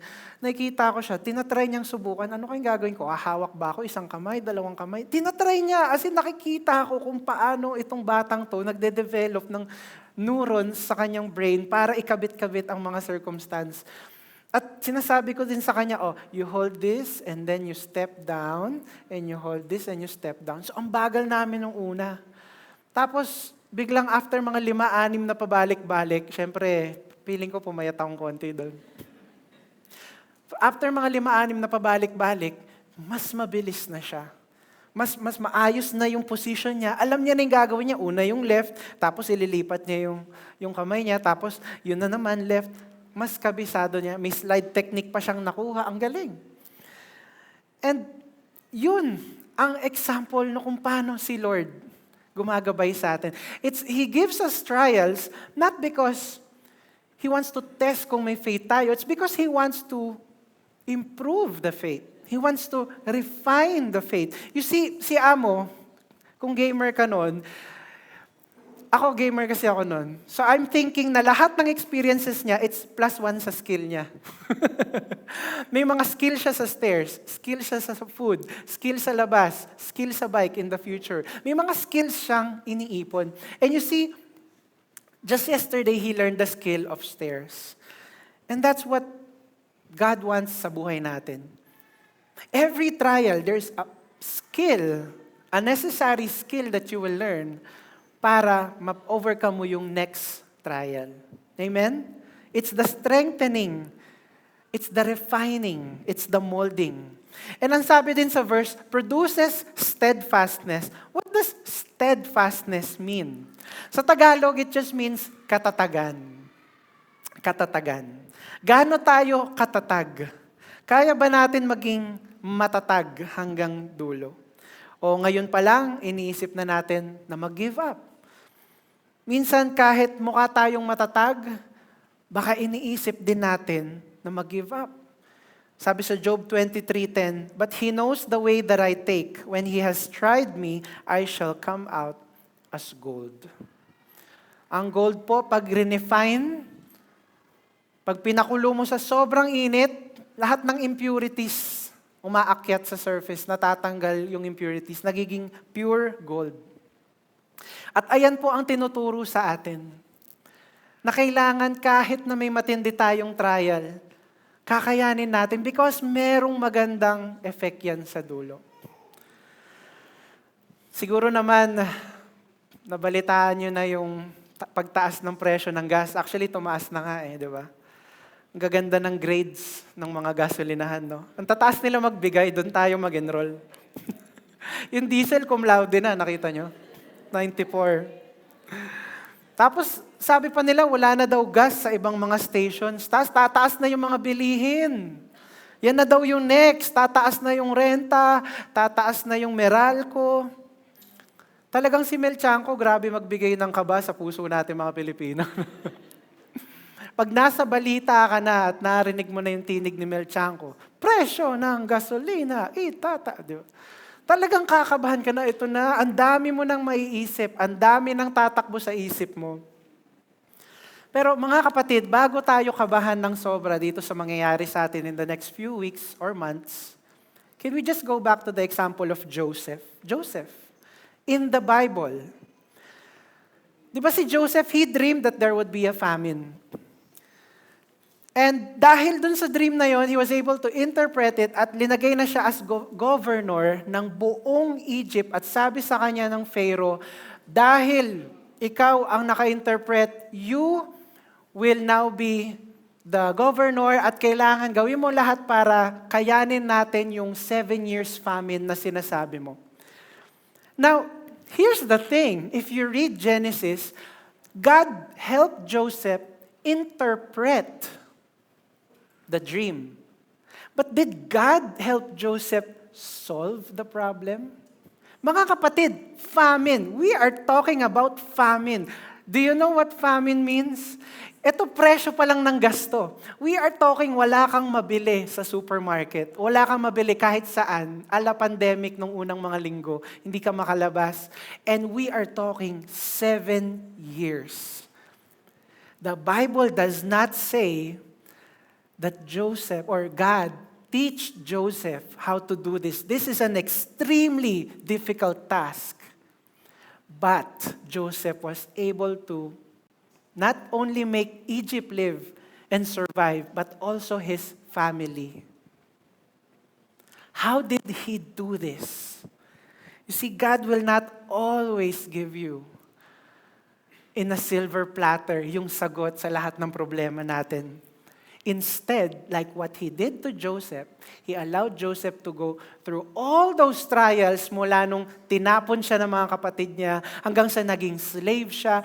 Imagine if you are a slave on a different country. Halimbawa, ginawa kang slave sa, Maldives or somewhere sa outback ng Australia. No, wala kang kapamilya, wala kang pera.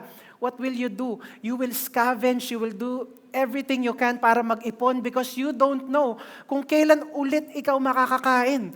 Ang tindi ng pag-iipon ni Joseph during those slave years. And that was exactly what he needed. The wisdom from that trial to survive and allow Egypt to survive, allow his family to survive, and to continue the Jewish community and to continue that Jewish heritage. Amen? See, sometimes when we read that passage, parang, Joseph, ang hirap ng pinagdaanan niya. But it was the wisdom, it was the skills, sama-sama ng skills in order for him to allow Egypt to go through 7 years. At napaka-strict niya kasi alam niya yung kailangang strictness dahil naranasan niya yun. Yes, God was with him all the way. But it was through the trials kaya niya alam gawin. Yung katulad nga no, mas naging matatag tayo sa pandemic, ano? And kung yung pandemic nga na surpass natin at na-overcome pa natin, kayang-kaya natin to, mga kapatid. Huwag tayong mag-alala. God is with us.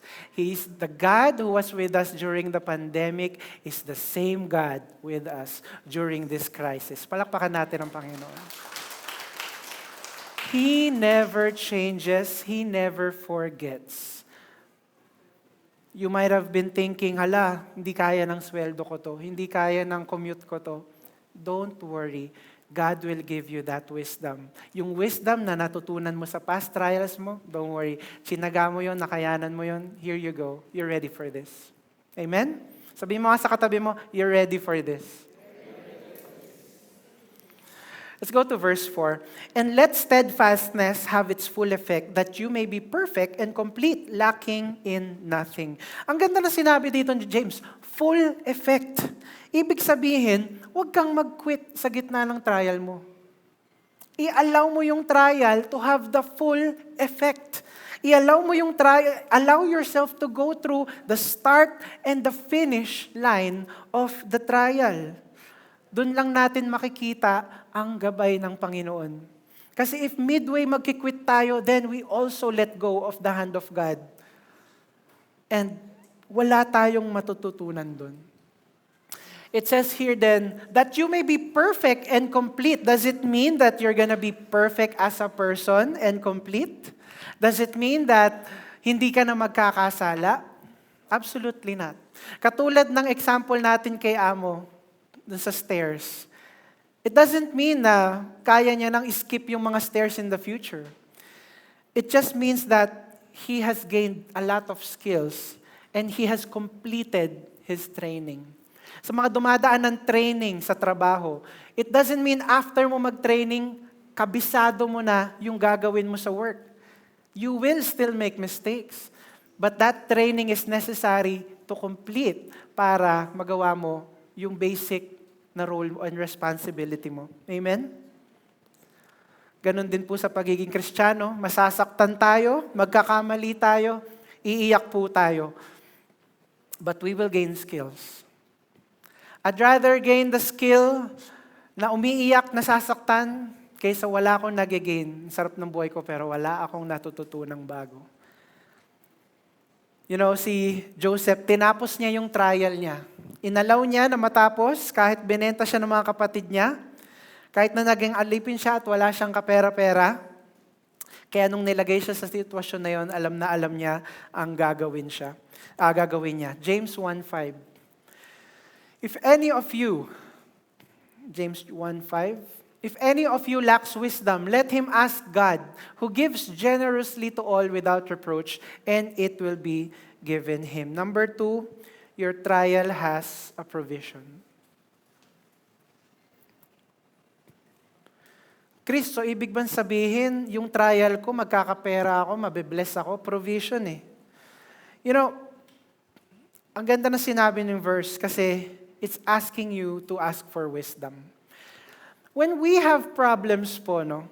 When we undergo trials, ano yung una nating hinihiling kay Lord about this trial? Lord, sana Lord, tanggalin nyo na to sa akin. Sana Lord, matapos na to soon, ayoko na. And of course, natural yon sa tao. Gusto natin matapos agad. Gusto natin matanggal na kagad sa atin. Pero ang problema dyan, mga kapatid, listen to me, ang problema dyan, if we ask God na tanggalin and He still doesn't remove it, what will happen to how we relate with God? We will begin to think that God is not on our side. Kasi hindi niya tinatanggal yung trial. And that is absolutely not the truth. You know, kaysa hilingin natin na tanggalin sa atin to ni Lord, hilingin natin na tulungan tayo ni Lord, bigyan tayo ng wisdom. Yun ang kailangan natin. You know, trials, it's gonna be there. Always gonna be there. Ibig ba sabihin, every time may trial, papaalis natin kay Lord? It doesn't happen that way. There's always trials. Tignan mo yung sabi sa Ecclesiastes 2:23. All their days, their work is grief and pain. Even at night, their minds do not rest. This too is meaningless.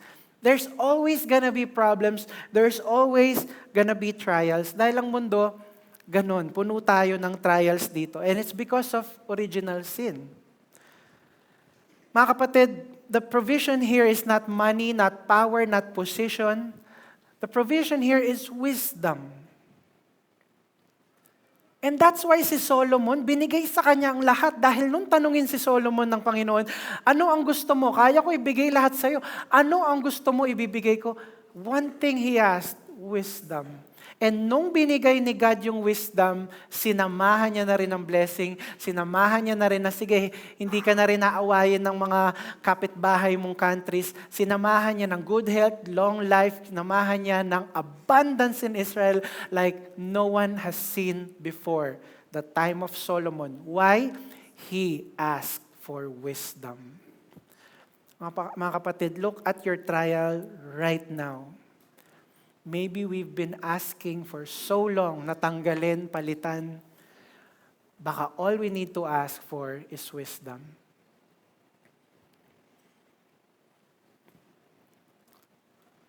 And God gives generously. Let's look at verse 5 ulit. If any of you lack wisdom, let him ask God, who gives generously to all without reproach. Hindi tawag yung reproach, yung nanunumbat. Diba? Hindi siya parang, wisdom na naman, hingi ka na hingi, hindi ka na ba natuto? Hindi ganun si Lord. He will give that wisdom anytime. You know, kapag ka nagpe-pray po tayo, no, kapag ka tinatanong tayo, anong prayer request mo, kapatid? Usually, ang sinasagot natin, good health, yung family, maging maayos, yung career, makahanap ng work, yung promotion, yung school, makapasa ng exam, makagraduate, makahanap ng tamang course, ng tamang university. Magandang ipag-pray lahat ito. Tama naman yung kagustuhan natin. Pero alam nyo bang lahat yun ay kaya nyong gawin with wisdom? You want to pray for good health? Pray for wisdom to take care of your health. I think that's a better prayer. I think that will really move the body para maging mas healthy. You're praying for a happy family, pray for wisdom kung paano ka magiging ilaw doon sa family mo at paano mo maayos ang iyong character para yung family mo magka-unite. Lord, I want to pray for a great career, yung bago kong trabaho, Lord. Pray for wisdom, paano maghanap ng work. Pray for wisdom kung anong gagawin mo sa work para ma-promote ka. Pray for wisdom kung paano ka magugustuhan ng boss mo. Lord, sana matapos ko lahat ng pag-aaral ko, mahanap ko yung university, mahanap ko yung course na yun. Pray for wisdom kung paano mo lahat gagawin yun. You know, when you pray for something like that, Lord, sana bigay mo sa akin to. Hindi naman si Lord magbabagsak automatic dyan eh. That's not how the world works.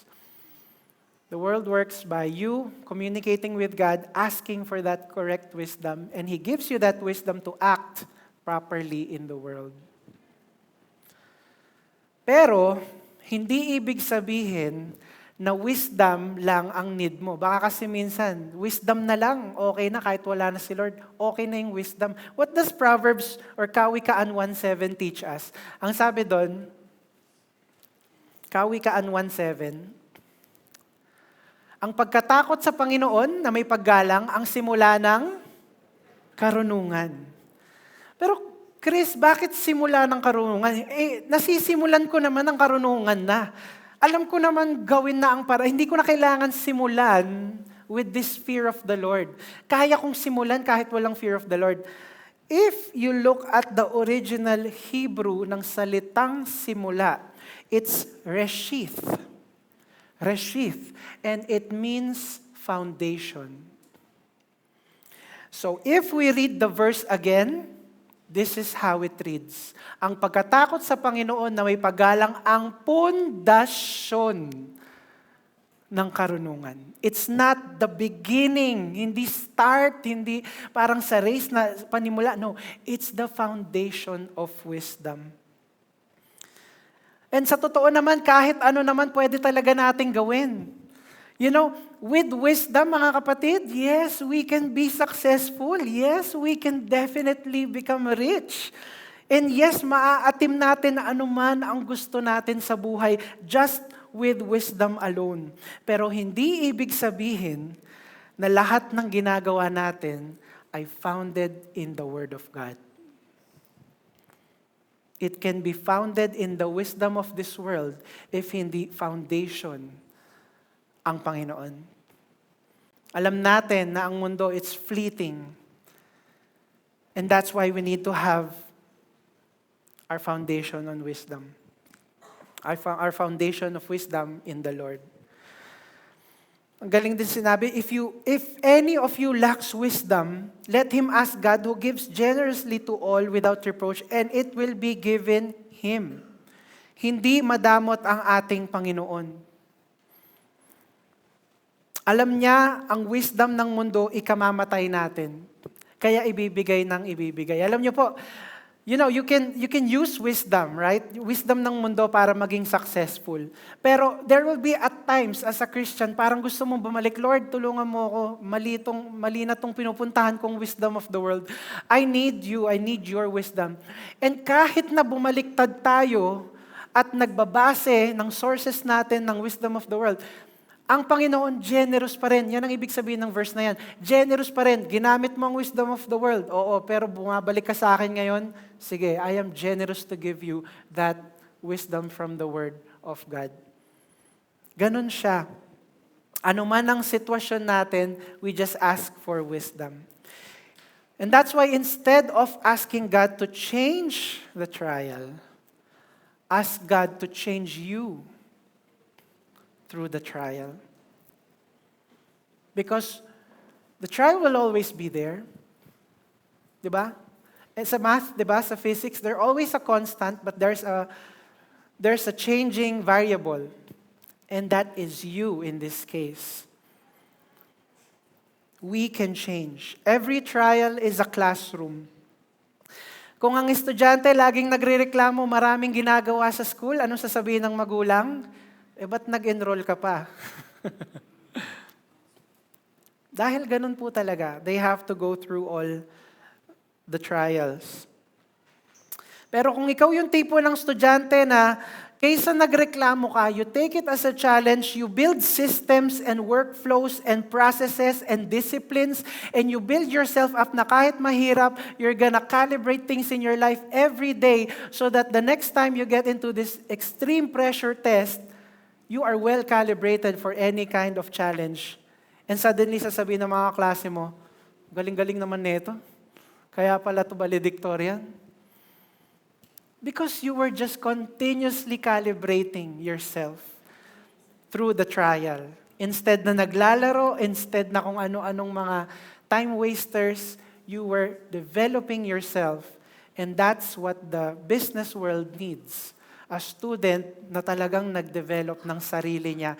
Not just skills, disciplines, attitude, character, everything in a package. Amen?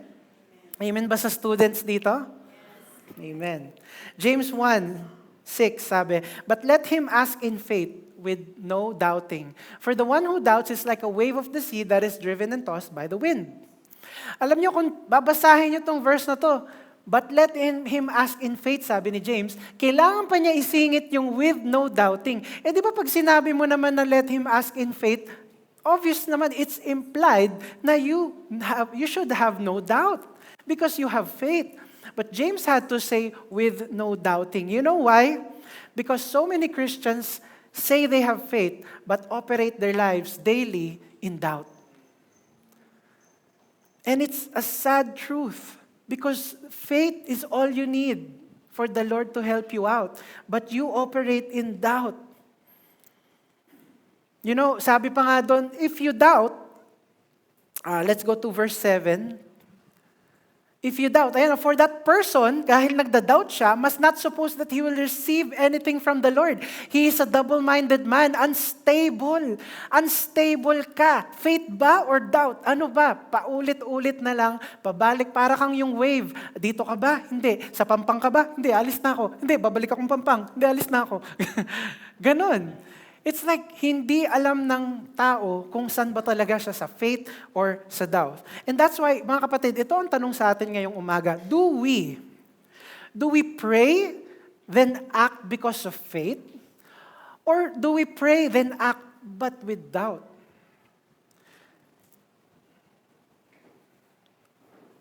You know, tumagal ang I want to give you an example here. Tumagal halimbawa ang gera sa Iran. At talagang hindi makadaan yung mga oil tankers or yung mga ships na may dala ng oil. At hindi lang summa cum laude lahat ng gasolinahan. Talaga naman sobra-sobra pa. Kinailangan nila mag-expand nung billboard nila dahil, MSTS, ano yun? Chance yun. May maraming gasolinahan, kailangan tabaan or i-widen yung kanilang mga gas prices, signs. Kasi baka mag 100 na, no? So, halimbawa lang, ito na yung sitwasyon natin. Sobrang taas na ng gas prices. Let's say, for example, may dalawang Kristiyano. At halimbawa, okay lang ba? Si Ed yung isa at si Dico yung isa. Sorry. Kunyari lang naman. Para meron tayong illustration ngayon. So may dalawang Kristiyanong lalaki, pareho silang takot na nagtataasan na yung gas prices, si Ed at si Dico. At pareho silang natanggal sa trabaho. At wala ngayon sila syempreng income dahil natanggal sila sa trabaho. So ang gagawin ngayon ni Dico ay sasabihin niya kay Lord, Lord, tulungan mo ako. Pray, di ba? Lord, tulungan mo ako dito sa challenge na to. Wala pa akong trabaho, nagtataasan pa yung mga gas prices. Lord, tulungan mo ako, bigyan mo ako ng wisdom. And then after niya mag-pray, he acts. Lalabas siya, okay, nag-pray na ako, I know God is with me. Tapos dumating yung kumpare, pre, halika, di ba, nawalan kang trabaho? O sakto magtatayo akong online sabong. Tapos si Dico, kano ba sahod? 100,000 per month. Wow. Pwede, kayang-kaya sabayan yung mga gas prices na to. Pero sige, pass. Kasi hindi para sa akin yan. And then, kahit nag-no siya doon, it takes another month, 2 months, 3 months, pero nakahanap eventually si Dico ng trabaho. Maliit lang ang sahod, but it keeps him sustained. And God teaches him through that trial kung paano mag-i-improve pa sa buhay niya. At the same time, si Ed, walang din ng trabaho. Lord, tulungan mo ako, Lord. Kailangan ko talaga ng wisdom. Anong gagawin ko? O sige, lalabas na ako. Pero, ano kaya talaga pwede kong gawin? Ano ba talagang pwede kong gawin? Tapos, kumpare din yung isa, yung magtatayong negosyo. Pre, ayaw kasi ni Dico eh. Sama ka, online sabong. Tara, G. Online sabong? Magkano ba sahod dyan? 100K. Kita. Pumayag si Ed. You see, when you act, after you pray, but you continuously doubt, you grab on to other stuff. You grab on to even what the world offers, even what Satan offers. Let me ask you this. Si God ba magbibigay ng trabaho na humaling ng buong Pinoy na kaadikan at maubos yung pera nila? Magbibigay ba si God ng isang trabaho na hindi nabibigyan ng magandang example ang Word of God? Hindi, obviously. And see, when you pray and you attend church and you do the online devotions, but you operate daily in that doubt, you grab onto what the world offers you, agad-agad. And that's where we have to be careful. Pero sa totoo lang, hindi ganun si Ed. Mabait yan. At godly and godly. Let's go to James 1:9. Let the lowly brother boast in his exaltation and the rich in his humiliation, because like a flower of the grass, he will pass away. Ang lowly po dyan, ibig sabihin mahirap. Okay? And ang exaltation, tinataas ni Lord. Basically, ang sinasabi lang dito, wag natin, ang mahirap ay tinataas ng Panginoon dahil hindi siya humahabol ng mga yaman ng mundo. Na ibig sabihin na hindi siya nagkakasala kahit mahirap siya. At yun yung lesson dito, no? Huwag po nating gagawing rason ang kahirapan para gumawa ng mali. Nakikita nyo ba sa TV kapag may nahuling magnanakaw? O bakit ka nagnakaw? Kasi kailangan pong pangkain sa mga anak ko, kailangan pang aral. Yun yung rason nila. And kahit na ang gandang pakinggan, mali pa rin siya. Huwag nating gagawing rason ang kahirapan para gumawa ng mali. Dahil mali pa rin yun sa mata ng Diyos. Ang trial po, walang pinipili. Ang trial, bumabagsak sa mahirap o sa mayaman. Kaya anumang meron tayo, yun na lang ang gamitin natin. Amen? Doon tayo i-bless ni Lord sa kung anumang meron tayo. James 1:12. Blessed is the man who remains steadfast under trial, for when he has stood the test, he will receive the crown of life, which God has promised to those who love Him. Number 3, your trial has a payoff.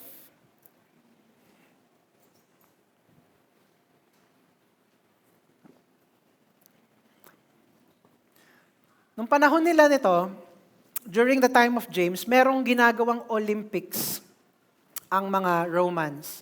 At sa Olympics, ganun din. Meron silang kinukuhang mga atleta na years nagte-training at kapag sino man manalo sa Olympics, binibigyan niya ng Stephanos.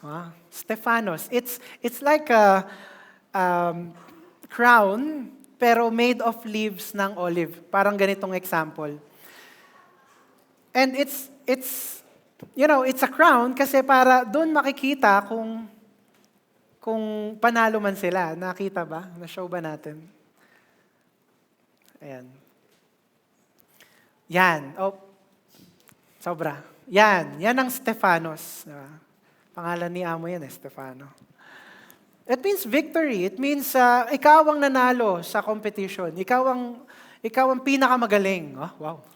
Pressure. Pressure kay Amo. So, yan ang binibigay. Ngayon, grabe no, years of training, tapos pag nanalo ka, pinakamagaling ka, hindi pera, hindi ginto, hindi kung ano-ano, mga dahon. Na in 3 days, 4 days, wala na, lanta na. Ipit mo na lang sa libro para tas ipa-frame. Pero yan ang price nila. Kapag tayo daw, according to the verse, kapag tayo naging matatag, ang ibibigay na sa atin, crown. Maladyama. Tingnan mo naman, grabe, no? May crown tayong marireceive. Pero kapatid, if we look at the verse carefully, I don't want you to think that there's a literal crown na ibibigay sa atin sa heaven. Kasi it says crown of life. And frankly, mas gusto ko pa ang crown of life kaysa sa ganitong klaseng crown. You know why? Ang mga yaman, hindi yan tumatagal. Kapag kahit anong yaman mo, pero meron kang problema sa health, it's life that has the immeasurable value dito sa mundo. And if the Lord promises us the crown of life, which is eternal life, I'd rather have that. Amen? I'd rather have the promise of eternal life with the Lord Jesus by His side. At ang ganda na ito ang pangako sa ating lahat. You know, sometimes maaaring hindi ka maging successful. Maaaring hindi ka yumaman o hindi ka maka-attain o hindi mo lagpasan yung trial. Pero at the very, very end, kung kahit parang bumagsak lahat dito sa lupa, at the very end, sasalo sa'yo ang Panginoon with the crown of life, eternal life for you. And you will live for eternity with the Lord Jesus Christ. James 1, chapter 13. And that's why when tempted, no one should say, God is tempting me. For God cannot be tempted by evil, nor does He tempt anyone. But each person is tempted when they are dragged away by their own evil desire and enticed. Number 4, your trial has a pitfall. Yes. Yung unang tatlo, it has wonderful things na kasama, but the fourth one, we have to become very cautious because all trials have a pitfall. Sa bawat pagsubok, test po talaga yan ang ating faith. Now, question mga kapatid, what's the difference between a trial and a temptation? Let's look at it. Trial, walang trabaho. Hindi. These are examples. Balik tayo, sorry. So sa trial, bigay yan ng Panginoon. Okay? Ang trial, yan ay talagang inaalaw ni Lord para pagdaanan natin. Ang temptation, yan yung mga pinapakita sa atin ni Satan sa harap natin. Lalo na pag hirap na tayo sa trial. Binabalandra niya yan sa harap natin. Pinapakita niyang, mag-quit ka na, gawin mo na to, magkasala ka na. Kasi when you are under a trial, you're under extreme pressure, sometimes there is a heart to rebel. There is. And sometimes you can be a mature Christian or not, but there is also always that call from Satan to rebel and to bite this temptation. And that's why we have to be very careful. These are some examples. Let's see. Ang trial mo halimbawa, wala kang trabaho, pressure sa pamilya, tingin sa'yo, pabigat ka. The temptation is tatakbo ka sa kasalanan, magnanakaw ka, mandaraya ka, papasok ka sa masamang deals. And kapag hindi mo kinaya, yung faith mo hindi mo kinaya, you will go into this kasi iisipin mo, kailangan ko ng aksyonan, kailangan ko ng diskartehan, which is actually wrong because God has something for you. You just didn't wait for it. Let's look at another example. Trial mo, lagi kang stress sa trabaho, wala kang pahinga, toxic ang environment. Ang temptation yan, alak, sigarilyo, babae, bisyo. Dahil yan yung mga bagay na magbibigay ng temporary rest sa buhay natin, sa katoksikan, sa stress, at sa walang pahinga. Let's look at another example. Ang trial mo, laging nag-aaway ang mag-asawa, panlalamig sa isa't isa, pagkakaramdam ng lungkot. Ang temptation dyan, papasok ka sa maling relasyon, makikiapid ka, manonood ka ng hindi dapat panoorin. You see, Satan is ready. May template na to. Ito ang trial mo? Sige, kukunin ko yung binigay ko dun sa isa kasi pareho lang kayo, sana kagatin mo. At once kinagat na natin, that's it. We have been bitten by the snake. We have been bitten by Satan. Mga kapatid, God uses the trial to build you up, but Satan uses the trial to tear you down. It's the same trial. It's one and the same. But God has a better purpose, but Satan will try to use the same exact trial to pull you down and tear you apart. I am breaking down for you what a trial looks like. Because all of us will go through it. At kapag alam na alam mo ang anatomy ng isang trial, katulad ng ginagawa natin ngayong umaga, you will be able to discern where Satan is trying to pull you away. And if you are able to discern where Satan is trying to get you, you will become a smarter Christian. Not just a Christian with blind faith, you are a Christian that is smarter. Anything na lalapit sa'yo, you will know if it's from Satan or if it's from the Lord. Amen? Love na love ni Satan that you are undergoing trials. Alam niya na mahirap yan at alam niya kung kailan siya mag-aabang for you. You know, ang problema dyan, hindi niya na kailangan magpakahirap na para kunin ka. Kasi once nasa trial ka, ang dali talaga. Ang dali kang hatakin. Tapos ano mangyayari pag kumagat tayo doon? Sisisihin natin si Lord. Si Lord naman kasi, binigay niya tong problema ko to, binigay niya tong challenge na to. Si Lord naman kasi, hindi ko naman kaya to. Siyempre, magagawa ko yung kasalanan kasi ang hirap eh. Oh, may Adam vibes to. May pagka-rason ni Adan to Eh, ikaw, yung binigay mong babae, kaya ako nagkasala eh. Naalala niyo yun? You see, God was giving you the trial to help you and to improve your life. Pero kumagat ka sa mali and now you are blaming the Lord. That's sad. Because God just wanted to mold you and refine you into a human being worthy of being called children of God. Si Lord ba talaga dapat ang sisihin natin? Let's look at the verse 13. When tempted, no one should say, God is tempting me. For God cannot be tempted by evil, nor does He tempt anyone. But each person is tempted when they are dragged away by their own evil desire and enticed. Do you see what the problem is here? We cannot blame God. But base sa naka-red na highlights, we cannot even blame Satan. Because look, by their own evil desire. Did you see that? You had the desire noon pa. You were following the Lord, wala ka pang masyadong trials, hindi pa ganun kabigat. But there was an evil desire brewing, pinagtambay mo, inalaw mong mag-grow, hindi mo kinat agad. You allowed it, you watered it, ginarden mo. Alam mo yun, pinalago mo sa isip mo, hindi mo bibitawan sa mundo dahil Kristiyano ka, may faith ka, pero nandun siya. Now, when you underwent extreme trial, Satan knew exactly where to get you. It's that thing you have been growing in our mind. It's the very thing. It was so easy kasi malaki na yung plant. It was so easy. Kailangan niya lang ipakita sa'yo, agad-agad na natin siyang igagrab. Why? It's so easy to grab. It's there already. I feel it. And you know what? Minsan, ang rason natin, itong mga to, kailangan ko nito. Yan ang minsan mga rason natin. Deserve ko to.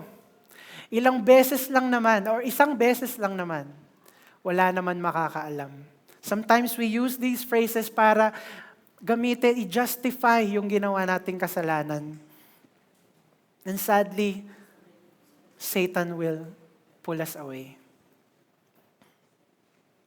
Then, what happens? Then desire, when it has conceived, verse 15, then desire, when it has conceived, gives birth to sin, and sin, when it is fully grown, brings forth death. Mga kapatid, this is the pitfall. We tried so hard. We prayed, we had faith, we attended service, we did online devotion. But the desire was so strong inside of us, mga kapatid. Nag-conceive na, it gives birth to sin, at nag-fully grown. When Satan dangled it in front of you, you grabbed it, death. Yung trial na sana naging kalakasan natin, yung trial na sana magiging katatagan natin, dahil sa kasalanan, nagpabagsak sa atin. At yun sadly mga kapatid, no, it's the very thing na pwedeng maging cause ng pagkawala ng maraming bagay sa atin. Pamilya natin, relationships natin, opportunities natin, it can remove all of that. And suddenly, we feel that we don't even want to attend church anymore. We feel that we don't even want to talk to God anymore. Ayaw na natin mag-pray. Alam niyo kung bakit? Kasi nung grinab niyo yung kasalanan, sasabihin ni Satan sa'yo, wala na. Hindi mo na deserve. Hindi mo na deserve ang maging child of God. Hindi mo na deserve ang Kristo sa buhay mo. Dito ka na sa kasalanan, dire-diretso na tayo. And here, when you have that voice in your head na sinasabi ni Satan, yung mga bagay na wala kang kwenta, this is when James gives us the final hope. Let's read verse 16. Do not be deceived. Ang sinasabi niya dyan, huwag ka ma-deceive ng kaaway na bumubulong sa'yo. My beloved brothers, love ko kayong lahat. Kahit na nagkasala kayo, kahit na bumagsak kayo. Every good and perfect gift is from above. Ibig sabihin, kapag ka ang gift ay good at perfect, walang dalang kasalanan, it's from the Lord. Pero pag ang gift may kasamang temptation, may kasamang evil desires, wag mo sisisihin ng Panginoon. It does not come from the Lord. It comes from Satan. Coming down from the Father of lights with whom there is no variation or shadow due to change. Ang ibig lang sabihin nun na hindi nagbabago ang Panginoon. Ang binibigay niya ay good and perfect gifts. Hindi tulad ng binibigay ni Satan na temptation at mga gift na pwede mong ikamatay. And you know, sa verse 18 it says, Of His own will He brought us forth by the word of truth, that we should be a kind of first fruits of His creatures. And ang sinasabi dito is, pag nasa pinakamahirap na tayong trial and stage, He allows us to be a part of us still. Kahit nasa gitna na tayo ng kasalanan. Let's break down this verse 18. Of His own will, sa Tagalog it means ayon sa kanyang kalooban. He brought us forth, ginawa niya tayong mga anak niya, by the word of truth, sa pamamagitan ng kanyang salita. Mga kapatid, ito na lang. Kung nandun ka nga sa panahon na yon na grinab mo yung kasalanan, dahil hindi mo na kinaya yung trial, ito yung babalikan nating verse. Basahin natin sa Tagalog. Ang sabi doon, ayon sa kanyang kalooban, ginawa niya tayong mga anak niya. Ginawa pa rin niya tayong mga anak niya. Kahit na nagkasala na tayo, kahit na supposedly sumusunod tayo lagi sa Kanya, andun pa rin ang Panginoon, anak niya pa rin tayo. So kapag si Satan, bumubulong-bulong sa atin na, you do not deserve the Lord anymore. You do not even deserve na makinig pa sa mga online devotion or mag-Bible reading. You don't even deserve to go to church anymore. Huwag tayo maniniwala because this is the truth. Ayon sa kanyang kalooban, ginawa niya tayong mga anak niya kahit nagkakasala tayo sa pamamagitan ng kanyang salita. Mga kapatid, kung nandun ka sa lugar sa buhay mo na parang bagsak ka na, nasa gitna ka na ng kabigatan ng trial mo, kinagat mo na yung kasalanan at nandito ka na sa sitwasyon na pinagsisisihan mo lahat ng mga mali mong desisyon, ito ang verse na ating balikan. Dahil kailanman hindi Kanya itataboy. Ang Panginoon, tatanggapin Kanya. Anumang dumiyan, anak, anumang nakaraan mo, anumang ginawa mo, bumalik ka lang. Papatawarin kita, mamahalin kita. Amen? To conclude, don't waste your trial. In fact, don't be wasted by your trial. Dalawa yan. Huwag mong sayangin yung trial, gamitin mo yan na para maging better tayo at huwag ka rin mabihag ng trial natin. Let's be stronger and smarter Christians for the Lord. Amen? Did you learn something today? Can we all stand up and sing a song for the Lord? Sa dalamhati at sa kabiguan, sa pagluha ng pusong nasugatan, sa pagsubok na iyong pinahihintulutan. Salamat, Panginoon, sa katugunan sa aking dalangin.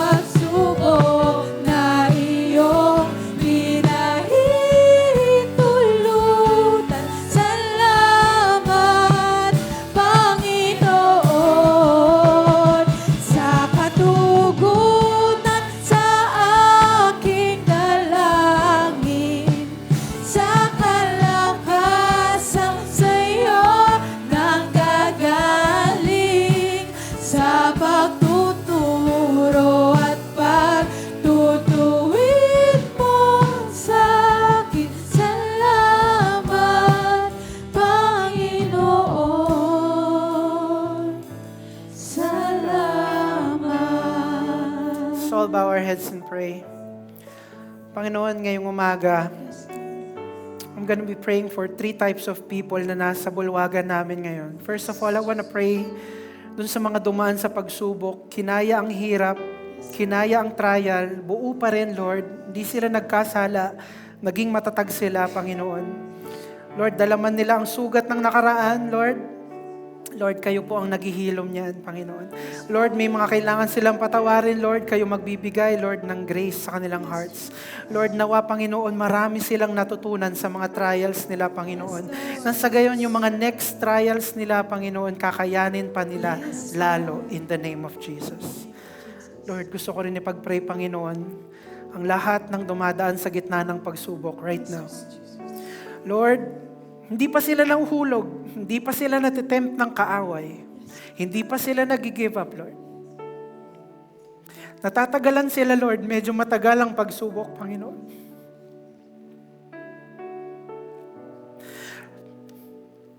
Dalangin ko, Lord, hindi sila lumabas sa proseso, O Diyos. Dalangin ko, Panginoon, kayanin nila, Panginoon. Bigyan mo sila ng wisdom, ng karunungan, Panginoon. Bigyan mo sila ng pagtitiwala sa inyo na hindi bumitaw, Panginoon. Yes, Father. Mahirap to, pero Lord, mas malaki at makapangyarihan kayo sa buhay nila. Ano man itong pinagdadaanan nila, Lord. Turuan niyo silang kumapit, Panginoon. Yes, Father. In the name of Jesus. And Father, I want to pray, Lord, sa mga nahulog sa temptation. May trial na dumating, nahulog sila sa temptation, kinagat nila ang alok ni Satan. Father, una sa lahat, patawarin niyo po sila. Panginoon, wag nawa magbago ang tingin niyo sa kanila, O Diyos. Lord, nawa, Panginoon, matutunan nila, Lord, the next time na may trial, mas magtiwala pa sa inyo, Panginoon. Wag agad kumagat sa kung anong inaalok ni Satan, Panginoon. Father, nawa manumbalik sila sa inyo, magkaroon sila ulit ng relationship with you. Nawa, Panginoon, paapuhin nyo, Lord, ang pag-ibig nila sa inyo, Panginoon. Ipakita nyo na kayo pa rin ang Diyos, Panginoon. And Father, nawa, lumabas sila sa kanilang mga trials na ginto, Panginoon. Pinalakas, Lord, na kahit anong tibay ng apoy at makita nila, Lord God, na next time si Satan, wala na siyang makukuha sa amin, Lord, in the name of Jesus. Dahil kami ay mga Kristiyanong matalino, Kristiyanong alam ang salita ng Diyos at Kristiyanong kayang-kayang tapusin ang pagsubok ng buo. Salamat, Panginoon, sa inyong mensahe. Salamat sa inyong salita. Gawin niyo kaming mga Kristiyano na matalino, Panginoon, anumang trial ang dumating sa aming buhay. In the name of Jesus we pray. Everybody said, Amen and Amen. Palakpakan po natin ang Panginoon. Our question for today is, sige po, makakaupo na sila sa ating mga life groups. When life gets really hard, what is the first thing you find yourself reaching for that you know isn't God? God bless your life groups and see you again next week.